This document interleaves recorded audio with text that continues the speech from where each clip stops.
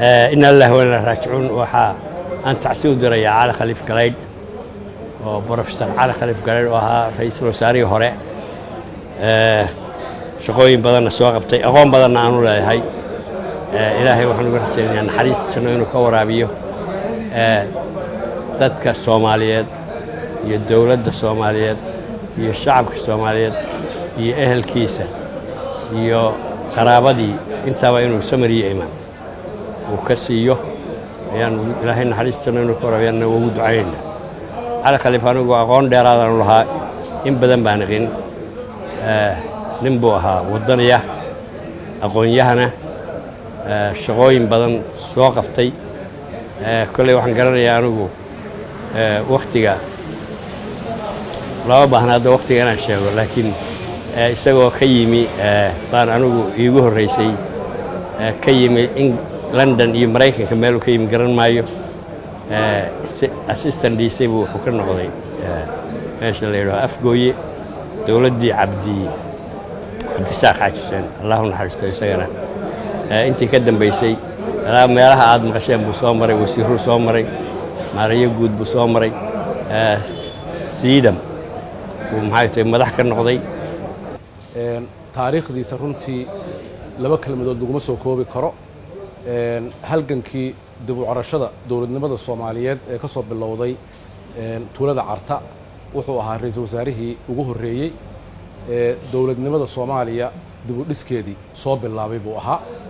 هلجن كاسنا إلا حد وصعدا وقرص كديب أيو كتيرة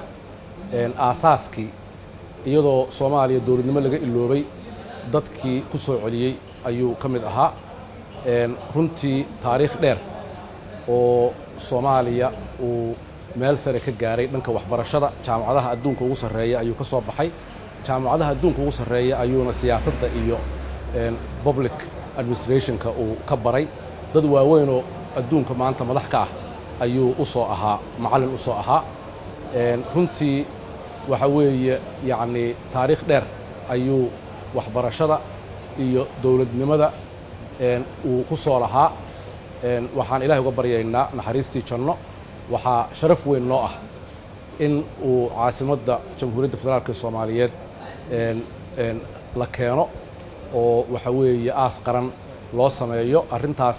madaxweynaha jamhuuriyadda federaalka Soomaaliya iyo xukuumadda labadaba waan uga mahad celinaynaa runtii isxilqaan aad iyo aad u wanaagsan weeye ehelkii iyo qaraabadii uu waxa weeye ka tagay waxaan ilaahay uga baryaynaa samir iyo iimaan ni qiimo badan rugcada siyaasadeed oo qiimo badan baan naga dhintay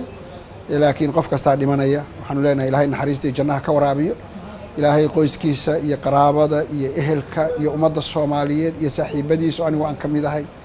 samir iimaan ha ka siiyo qof kasta oo qiimo badan uu dhimanaya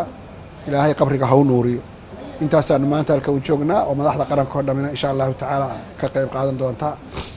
marka Ali Khalifa wuxuu kaga duwanaa runtii dad badan